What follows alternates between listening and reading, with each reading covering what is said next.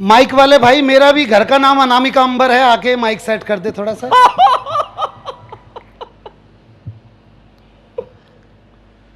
सौरभ भैया ने जो मेरी तारीफ करी, मैं सच में उस तारीफ के लायक नहीं हूं।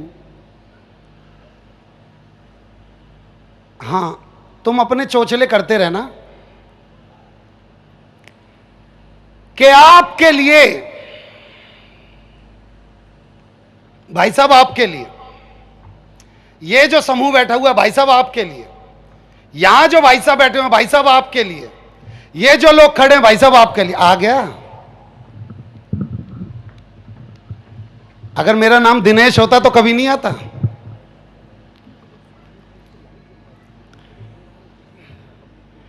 मैं फिर दोबारा से शुरू करता हूं कि भाई साहब आपके लिए, आपके लिए, आपके लिए, आपके लिए, ए कैमरे वाले भाई आपके लिए, ए लाइट वाले भाई आपके लिए, ए माइक वाले भाई आपके लिए, कि आपके लिए चंद कतरे लहू के लाया हूं। खुद मुरझा गया हूं पर फूल खुशबू के लाया हूं, और आप लोगों को तालियां बजानी ही होगी। मैं घर से पत्नी के पांव छू के आया हूं। बहुत अच्छे विनोद। और ये उन्हीं लोगों ने ताली बजाई है जो खुद छू के आए हैं। भाई साहब कह रहे थे रामायण का जिक्र कर रहे थे, मैं भी रामायण का एक छोटा सा जिक्र करता हूं। सौरभ भैया आपका परमिशन, सौरभ भैया उठाते रहे। रामायण में जब रावण मरने की स्थिति पे था तो राम ने लक्ष्मण से बोला कि हे अनुज, रावण नीति राजनीति का महाज्ञाता है, जाओ इससे जाके पूछ के कुछ ज्ञान की बात लो। तो लक्ष्मण जी गए। लक्ष्मण जी बोले कि हे रावण, अब आप इस दुनिया से जाने वाले हैं, तो मुझे कोई नीति राजनीति की बात बताइए कि अब इस जन्म में तो वैसे भी मुक्ति बड़ी मुश्किल से मिलती है, जब कलयुग आ जाएगा तो मुक्ति कैसे मिलेगी। तो रावण ने जो बात बोली वो आप सबके बीच में रखता हूं। रावण ने बोला जब कलयुग आएगा तो 8-10-1982 को विनोद पाल नाम का कवि पैदा होगा, और जो उसकी कविताओं पे तालियां बजाएगा उसे तो मुक्ति मिलेगी।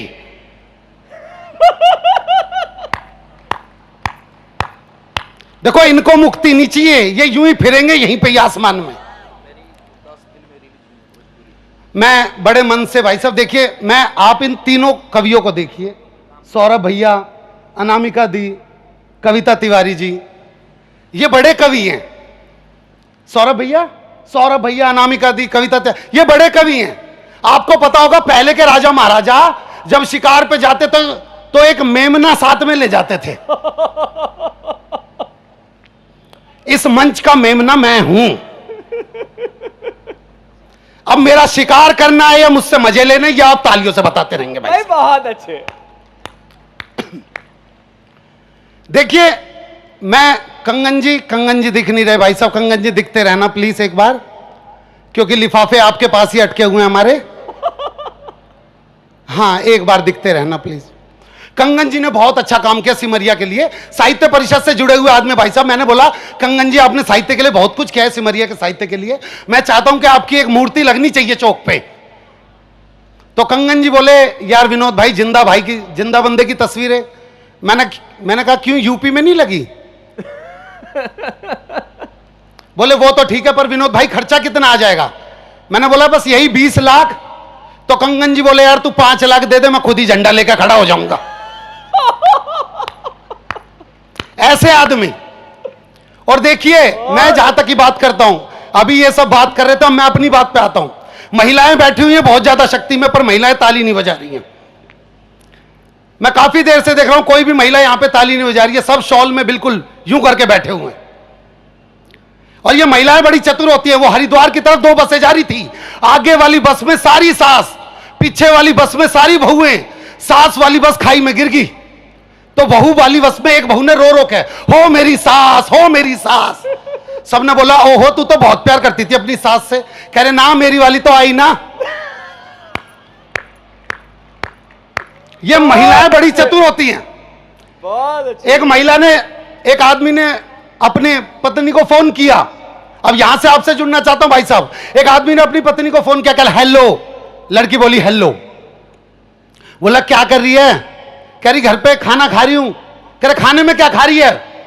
कह रही तुम ऐसे ही बदतमीज रहना, ये जान के क्या कर लेगो मैं खाने में क्या खा रही हूं, कोई जनरल नॉलेज की बात कर लो। तो आदमी बोला अच्छा जनरल नॉलेज की बात, when you insure your vehicle from the company and you don't take claim in a whole year, so company provide you 20% no claim bonus. It is increases after every year. After 1 year 20%, after year 25%, after 35%, after 4 year 45%, and the last will be 50%, and it will be remain 50% till then you don't take claim. You can transfer your NCV for all vehicle to new vehicle, but before it you have to sell vehicle and make it a liability policy. पत्नी खिचड़ी खा रही हूं आम के अचार के साथ। ये सब परिस्थितियां हैं। देखो अर्थ का अनर्थ कैसे हो जाता है। एक मरीज डॉक्टर से बोल रहा था, डॉक्टर साहब इस जिंदगी से तो मरना अच्छा। डॉक्टर बोला भाई कोशिश तो कर ही रही है। एक शराबी पहुंच गया डॉक्टर के पास, डॉक्टर ने जैसे ही नब्ज पकड़ी मुंह से शराब का भपका आया। डॉक्टर बोला पीते हो? शराबी हाँ मंगा लीजिए। अर्थ का अनर्थ हो रहा है हर जगह पे, और यही करते आए हम। अब मेरे एक दोस्त को झूठ बोलने की बहुत बुरी बीमारी, मैंने बोला भाई तू बहुत ज्यादा झूठ बोलता, अपने थोड़ा कम कर ला कर। कह रहा विनोद भाई मुझे पता नहीं चलता। मैं कहा ठीक है, आज के बाद तू जब भी झूठ बोलेगा मैं थोड़ा सा खांस दूंगा, मेरे झूठ को सुनकर तू छोटा कर लियो। कह रहा ठीक है। मैं उसे अपनी ससुराल लेके गया, वहां जाते ही बोला सासू मां अभी हम जंगल में से आ रहे थे, हमने 100 फुट लंबा सांप देखा। मैंने अपनी दोस्ती निभाई। कह रहा पास गया 80 फुट का था। मैंने फिर अपनी दोस्ती निभाई। कह रहा घर गया, फीता लेके आया, फीते से नापा 50 फुट का था। मैं फिर बोला कह रहा भाई किसी का खांसी हो तो अपना इलाज कराओ, ये साला फीते से नाप ले, अब कैसा कम करूं इसे। हम परिस्थितियों में फंसे हुए लोग हैं, मैं बतला रहा हूं भाई साहब आपको। एक दादा बैठा हुआ था धूप में, इतने में पोता आया, कर दादा एक बार टैं बोल दे। दादा ने बोल दे बेटे, कह रहा हो गई तेरी बल्ले बल्ले हो जाएगी। दादा की समझ में नहीं, इतने में दूसरा पोता आया, कह रहा दादा एक बार टैं बोल दे। कह रहा ले भाई टैं, कह रहा हो गई तेरी बल्ले बल्ले हो जाए।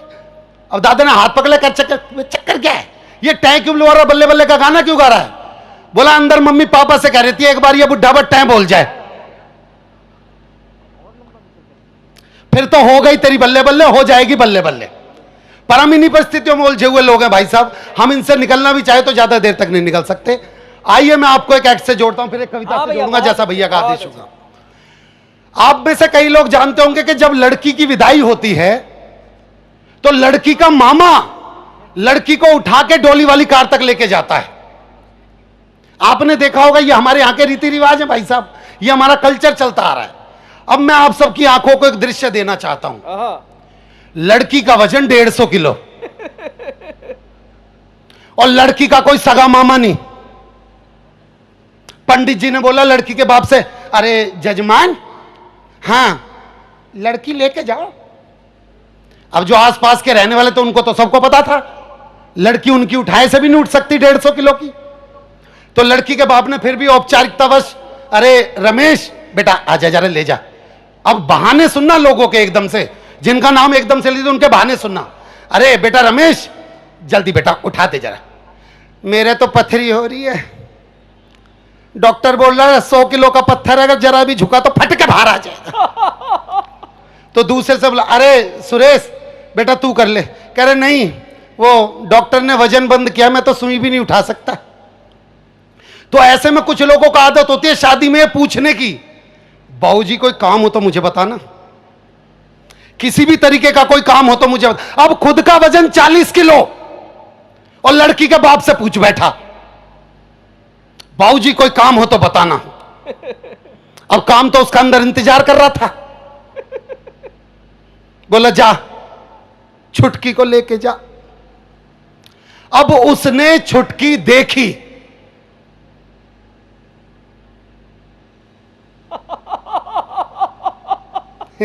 छुटकी छुटकी है, अरे ये तो मुटकी है, ये ना उठा मुझसे। पर सबने जोड़ दिया, बेटे देख अब तो तूने बीड़ा उठा लिया, अब तो उठाना पड़ेगा। तो उसने उठाने की पहली छोटी सी कोशिश की तो रीढ़ की हड्डी में से चटक की आवाज आ गई। वहां खड़े हुए बच्चों को लगा अंकल जी उठा नहीं पा रहे, बच्चे सिमरिया जिले के ही थे, उनको लगा अंकल जी उठा नहीं पा रहे, तो उन्होंने सुल्तान फिल्म का गाना स्टार्ट कर दिया। खून में तेरे मिट्टी, मिट्टी में तेरा खून, ऊपर अल्लाह नीचे धरती, बीच में तेरा जुनून। उसने लड़की उठा ली भाई साहब, वो लड़की को लेके चलने लगा, वो लड़की को लेके आधे रास्ते तक पहुंचा ही था कि लड़की के मन में फिर मां के प्रति प्यार जग गया। वो उसकी बाहें तोड़ती हुई फिर मां के पास भाग के आ गई। वो जैसे ही मां के पास भाग के आई, लड़की का बाबू जा लेके आ, कहे लेके आ, अरे यहां तक तो ले आया था आधे रास्ते तक, बस यहीं पे ले आओ, बस थोड़ी दूर रह गया है। कह रहे नहीं अंदर से जाके लेके आ। उसने फिर दोबारा लड़की उठाई। अब दृश्य देखिएगा तीसरा, उस लड़की की बड़ी बहन जो कि 180 किलो की थी, उसने अपना 25 किलो का हाथ उसी कंधे पर रख दिया जिस पर पहले से 150 किलो पड़ा था, और बोलिए देख, ससुर का सम्मान करना है, सास का सम्मान करना है, देवर को भाई की तरह देखना है। ननद को बोला तू लिख के दे दे, मैं गाड़ी में दे दूंगा। वो थोड़ा सा आगे और बढ़ा तो लड़की का बाप खड़ा हुआ था। लड़की का बाप भावुक क्षण देखिए, हो मेरी फूल सी बच्ची, बोला ऐसा फूल तो अफ्रीका में भी नहीं खिलता हैं, तेरी इस फूल सी बच्ची ने मेरे फूल चुगने वाले काम कर रखे हैं। वो थोड़ा सा आगे और बढ़ा तो जिसने उठा रखी थी उसकी पत्नी खड़ी हुई थी बगल में, वो रो रही थी बेचारी। बोला कौशल्या रोए क्यों है? कह रही या तो आज वो विदा हो जाएगी या फिर मैं विधवा हो जाऊंगी, और होना क्या है बस। बहुत अच्छे विनोद। वो थोड़ा सा आगे और बढ़ा तो भाई साहब एक बच्चा रास्ते में आ गया, कर अंकल जी रात को शादी का लड्डू नहीं खाया था, लड्डू खिला दो। कर अंकल जी रात को शादी का लड्डू नहीं खाया था, लड्डू खिला दो। कर हट जा। कर अंकल जी लड्डू खिला। कर साले तू मेरी 13वीं का लड्डू खा कर मन लगा। वो थोड़ा सा आगे और तो लड़की की बुआ आ गई। लड़की की बुआ आके उसके पैरों में लिपट गई। बोला मैं मर जाऊंगी, मैं अपनी बेटी को ना ले जान दूं, मैं मर जाऊंगी। बोला देखियो हाथ से छूट के गिर गई ना तो सच में दब के मर जाएगी। बुआ साइड में खड़ी होगी। अब वो बिल्कुल गेट तक पहुंच गया। अब उसे लगा बस डोली वाली कार बाहर तक खड़ी हुई है। इतने में से फिर किसी ने पीछे से आवाज लगा दी, अरे भाई लड़की की दादी कुछ कहना चाह रही है। कह रहा सालो मेरी सुपारी उपारी ले रखी है क्या? अब लड़की की दादी आई। लड़की की दादी वही 1965 वाली, मेरी बेटी यार। अरे भैया क्या कह रही है यो? तो एक बगल में खड़ा, अरे भैया बूढ़ी औरत है, सांस उखड़ रही है, सांस थोड़ी सी सांस ना फूल रही है, सांस फूल रही है। कह रहा सालो किसी की उखड़ भी तो रही है। तो दादी ने रोना स्टार्ट किया, हो मेरी चिड़िया उड़ गई रे,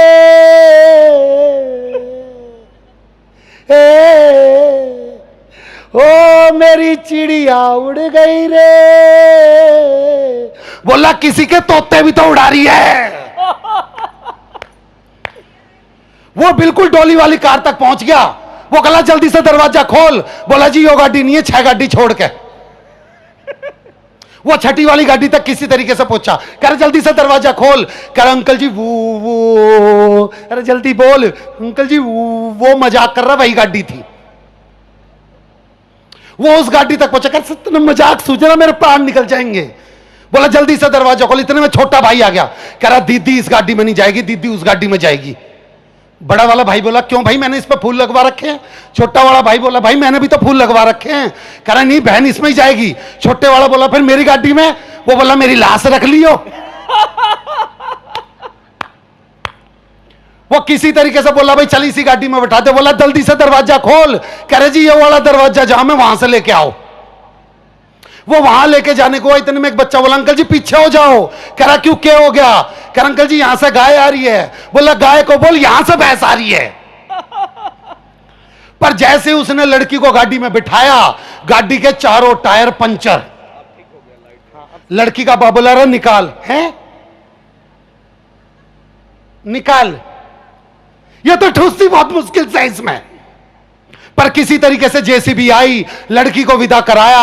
अगले ने जैसे ही चैन की सांस ली, लड़की का बाप बोला रहा चैन की सांस क्यों ले वह, अभी तो पग फेरा भी होना, गांव का छोरी फिर घर में आएगी और फिर जाके देना।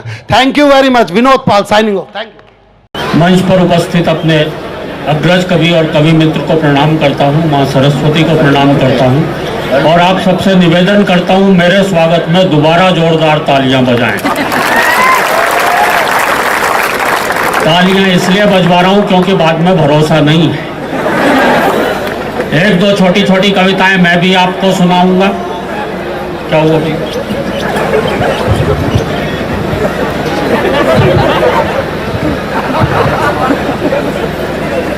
आज तक एक भी कवि माइक के साइज का पैदा नहीं हुआ।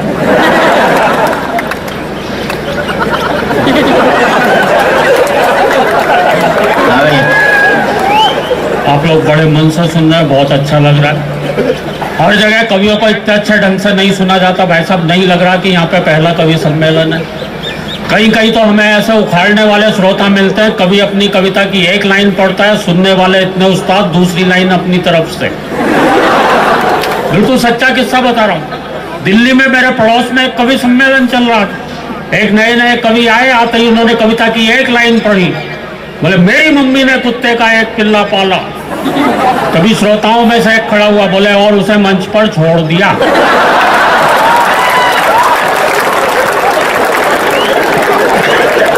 तालियां बजाने वाली बात नहीं थी, क्योंकि यह कविता मैंने नहीं सुनाई थी, किसी और ही कवि ने सुनाई थी, यहाँ पर भी नहीं है। पर इस तरह की दिक्कतें अक्सर हमारे साथ आती रहती हैं। हमारे एक गीतकार एक जगह गीत पढ़ रहे थे, धरा बेच देंगे, गगन बेच देंगे। तभी एक खड़ा हो गया, बोले भैया ये बता दो फिर कहाँ रहेंगे जब सारी चीजें बेच दोगे। और अभी तो मैं पिछले दिनों जेल में गया। बहुत अच्छे नहीं, वहाँ कवि सम्मेलन था। जेलर महोदय ने कवि सम्मेलन करवाया और ये सोच के करवाया था कि शायद कैदियों की सजा में थोड़ी बहुत कमी रह गई है।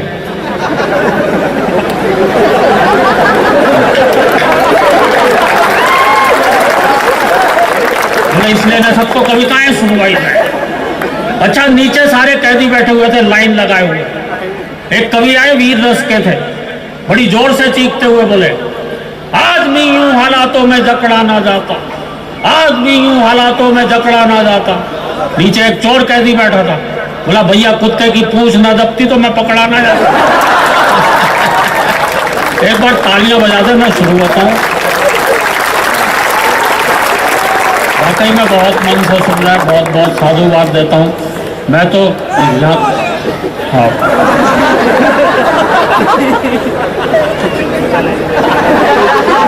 बीच बीच में बोलते रहना है, ऐसा अच्छा लगता। मैं तो किसी ज़माने में सही बता रहा हूँ, दिल्ली में पढ़ाता था आपसे छोटे बच्चों को। बच्चे आजकल के इतने उस्ताद हो गए हैं, किसी को भी निपटा सकते हैं, बातों ही बातों में निपटा देते हैं। मैं बता रहा हूँ, पढ़ाता था किसी ज़माने में तो परीक्षा की कॉपी जांच रहा था। अच्छा, बच्चे को अगर किसी सवाल का जवाब नहीं आता हो तो वो क्या कुतर्क दे सकता है भाई साहब। किन्हीं नेताजी का नाम लिखा हुआ था, बड़ा अटपटा सा नाम लिखा हुआ था, फलाने नेता कौन है। बच्चे ने लिख रखा था ये बहुत ही जहरीला कीड़ा होता है, खेतों में पाया जाता है, हरे रंग का होता है। बच्चे की मर्जी कुछ भी लिखता रहे, लेकिन जो अंतिम बात बच्चे ने लिख रखी थी उसके लिए तो मैं भी बच्चे के लिए तालियां बजा गया। बोले खेतों में पाया जाता है, हरे रंग का होता है और जिस फसल के ऊपर लग जाए उसे नष्ट करके ही छोड़ता है। बहुत बड़ी बड़ी बातें करते हैं बच्चे। वो एक नहीं, इतना उत्साह नहीं है। देखिए ये सलीका नहीं है। वो मुझे तो ध्यान है, एक बच्चे से पूछा किसी ने कि नेता ने चारा खाया, इस वाक्य का भविष्य काल यानी फ्यूचर टेंस बनाओ, तो बच्चे ने लिख रखा था अब नेता दूध देगा। एक बच्चा उसका भी उस्ताद, उसने उसका भी भविष्य काल लिख रखा था, बोले बाद में वो गोबर भी कर सकता है। बच्चे नहीं छोड़ते। बच्चियां हैं यहाँ पर, बच्चियां तक इतनी तेज हो गई हैं आजकल। वो एक बच्ची से पूछा किसी ने, बोले राम लक्ष्मण तो ठीक, पर सीता जी वनवास में क्यों गई? तो बच्ची शर्माते हुए बोली, सीता जी के वनवास जाने में बहुत बड़ी सीख है, घर में 3-3 सास हो तो जंगल ही ठीक है।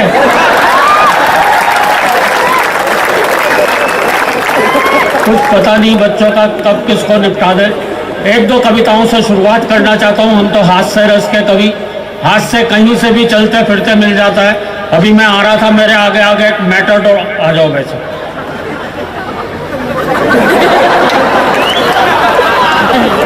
चलो अच्छा उधर पीछे की तरफ जा रहा है, इसको ऊपर आना।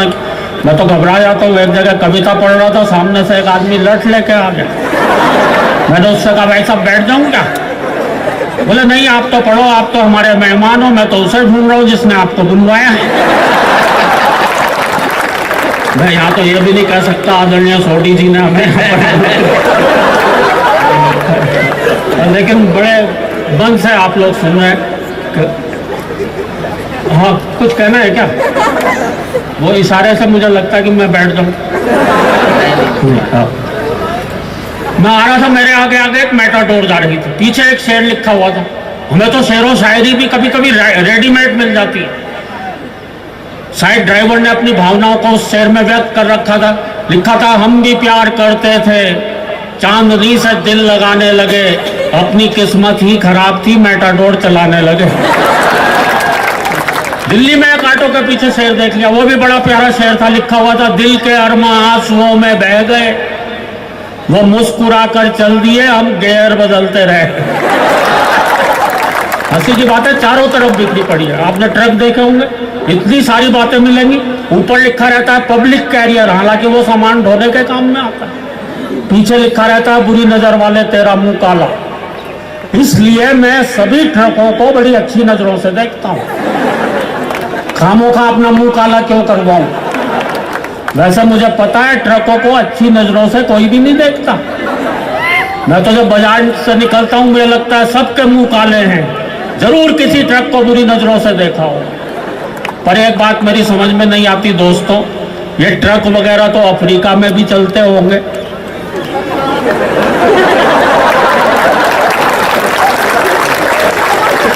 वहां ट्रकों के पीछे क्या लिखा रहता हो? बुरी नजर वाले तेरा मुंह गोरा। अच्छा एक बात और भी है, अगर हमें कभी बाई चांस बुरी नजर डालनी ही पड़ी तो क्या हम ट्रक पर डालेंगे?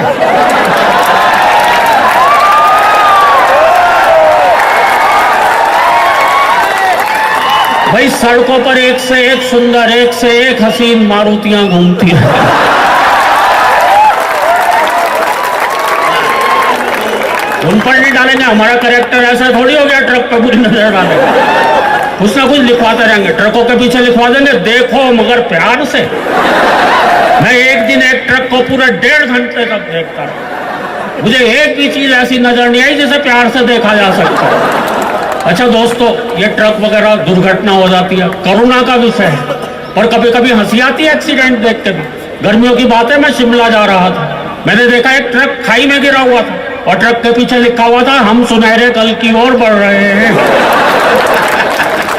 और उसे खाई में सुनहरा कल नजर आ रहा। कुछ और आगे गया, एक और ट्रक मिला, वो भी खाई में गिरा हुआ था, लेकिन एक पेड़ के सहारे अटका हुआ था, ऊपर लिखा हुआ था, एक तेरा सहारा। जैसा इसी के लिए पैदा हुआ। ये तो कुछ भी नहीं, लोग बात कभी कभी शौक शौक में फिल्मों के नाम लिखवा देते हैं गाड़ी के पीछे। एक मारुति कार और एक ट्रक का एक्सीडेंट देखा। मारुति कार के पीछे लिखा हुआ था, सावन को आने दो, और ट्रक के पीछे लिखा हुआ था, आया सावन झूम के।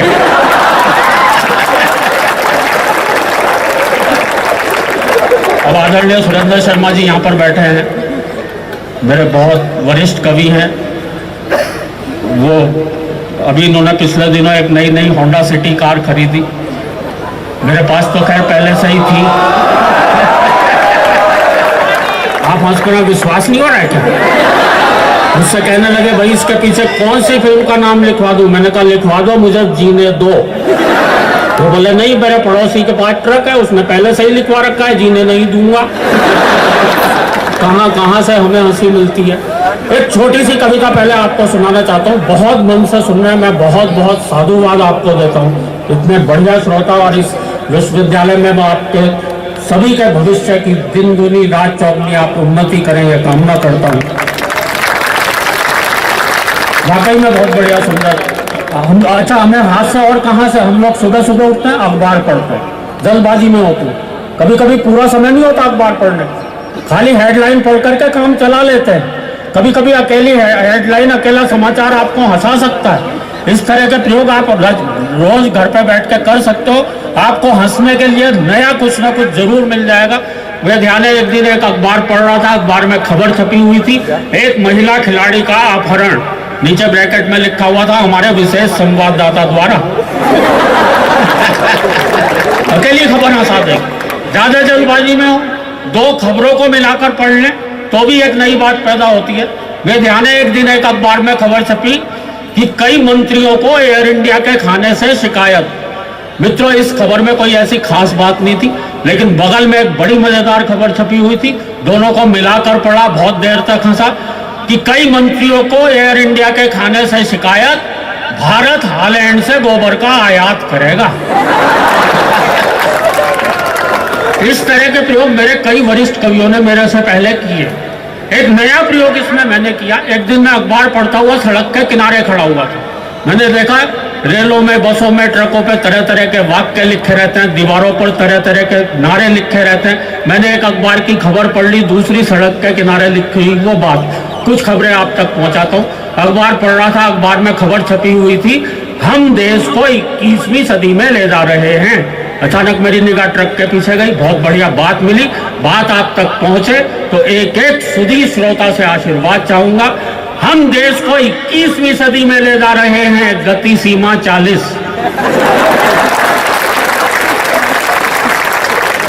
हम सन 2000 ईस्वी में 1 अरब हो गए, ठहरिए आगे खतरनाक मोड़ है।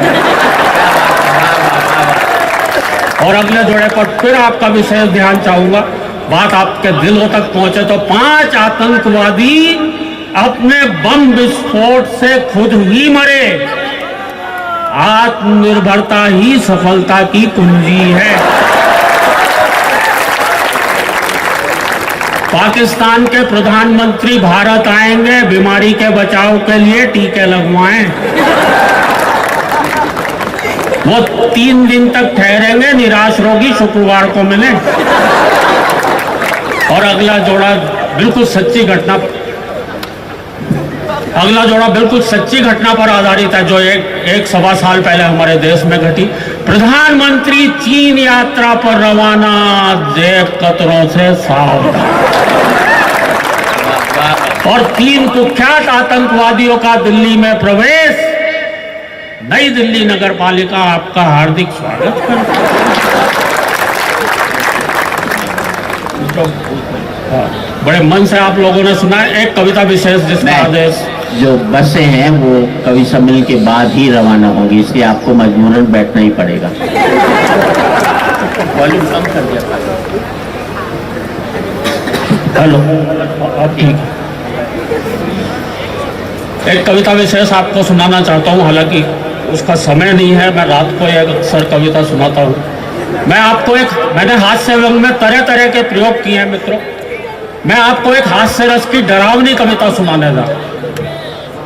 डरावनी इसलिए क्योंकि मेरी इस कविता में भूत प्रेत हैं। भूत प्रेत होते हैं या नहीं होते हैं ये तो अलग बात है, लेकिन जब से मैंने आदरणीय सुरेंद्र शर्मा जी को देखा है तब से मुझे भी विश्वास होने लगा कि कुछ ना कुछ तो होते ही हैं। मुझे भूतों के बारे में एक घटना ध्यान आ रही है। एक आदमी को पता चला पड़ोस वाले गांव में भूत रहते हैं। वो आदमी उस गांव में गया, उसके पास जाके बोला, भैया सुना तुम्हारे गांव में भूत रहते हैं? वो आदमी बोला, भैया मुझे तो पता नहीं, मुझे तो 40 साल हो गए मरे हुए। और उस आदमी की क्या हालत हुई होगी, वो तो खड़े खड़े ही मर लिया हो। कविता की शुरुआत देखना कितनी डरावनी। ये तो भूत की कविता सुनते ही चल दी। इतने डरपोक छात्र भी हैं क्या? कोई बात नहीं, बहुत से लोग डरते हैं, क्या करें। कविता की शुरुआत देखना कितनी, अंधियारी रात भौंकते कुत्ते। मुझे नहीं पता था कुछ यहाँ पे भी है।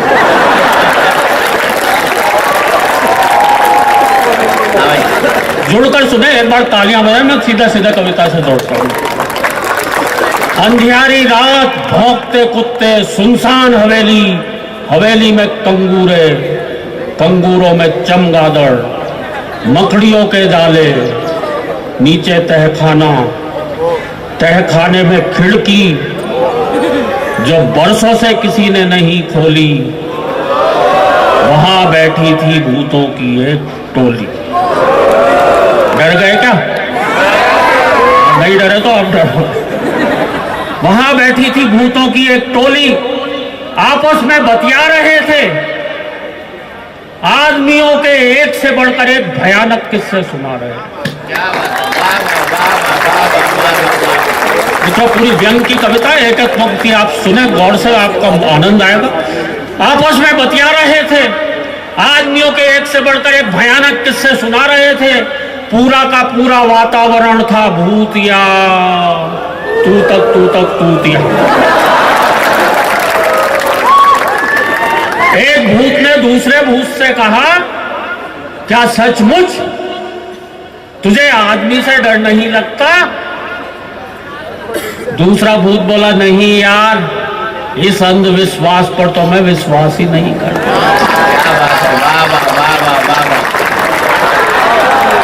दूसरा भूत बोला, नहीं यार, इस अंधविश्वास पर तो मैं विश्वास ही नहीं करता, और आदमी में विश्वास करने लायक है ही क्या? आज की दुनिया में तो आदमी ही आदमी का विश्वास नहीं करता। आज की दुनिया में तो आदमी ही आदमी का विश्वास नहीं करता, तो मैं क्यों करूं फालतू पढ़ने में डरूं? दूसरा भूत बोला, नहीं यार, मैं तो बहुत डरता हूं, जब भी घर से बाहर निकलता हूं मन ही मन हनुमान चालीसा जपता हूं। मैं तो कहता हूं, आदम इंसान नजर नहीं आवे, महावीर जब नाम सुना। मैं तो अपने बच्चों को भी डराता हूं, बेटा सो जा, नहीं तो आदमी आ जाएगा। बेटा सो जा, नहीं तो आदमी आ जाएगा, तुझे खा जाएगा। बेचारे डर के मारे सो जाते हैं, खाना तक नहीं खाते हैं।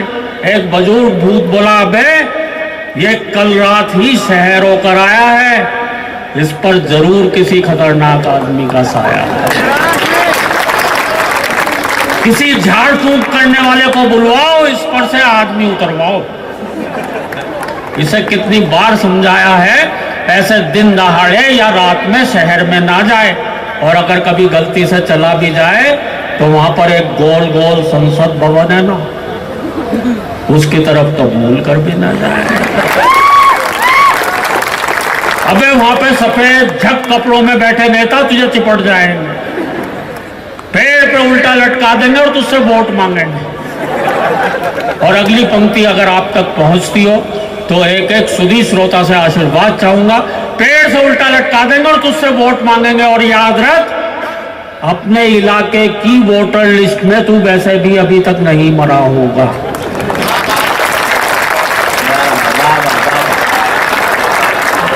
हाँ, अभी भी तेरा वोट होगा। एक भूत बोला, यार इन नेताओं की भली कही, इस भूतनाथ प्रताप को लो। सुना, ये पहले एक नेता था, हमेशा कुर्सी से चिपका रहता था, कुर्सी से इसकी चिपकने की आदत आज भी नहीं गई है। रोजाना संसद भवन में चला जाता है और किसी खाली कुर्सी पर जाकर बैठ जाता है, पूरी कार्यवाही सुनता है और वापस आ जाता है। एक भूत बोला, ये जरूर नेता रहा होगा, नो डाउट, पर विपक्ष का रहा होगा, क्योंकि दिन भर चिल्लाता रहता है, वॉकआउट वॉकआउट वॉकआउट।